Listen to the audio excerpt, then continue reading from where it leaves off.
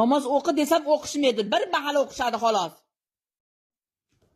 5 vaqt namozni kim o'qiydi ekan?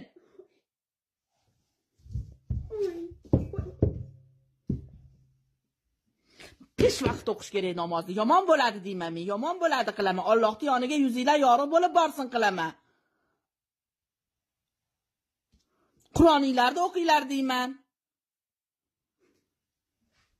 Qur'on o'qinglar deyman. Yodlanglar Qur'oninglarni qilaman. Sizlar bo'lsa o'qimaysizlar. Namozga ham bir mahal o'qidim ichchoxonda, boshi kesilgan qo'yga o'xshatib. Bugundan keyin 5 vaqt namozni o'qimasangiz men siz bilan gaplashmayman. Men sizni o'g'il qilmayman. Eshitdingizmi? Meni xafa qilyapsiz. Bo'ldi, nonni uqalavermang. 5 vaqt namoz o'qiyman qiling, buvijon qiling. Kitoblarimni o'qiyman qiling, Qur'onimni yodlayman qiling. Eshityapsizmi? Muhammad Yasin. Meni ko'zimga qarang. Ko'zimga qarang qildim men. Muhammad Yasin dedim.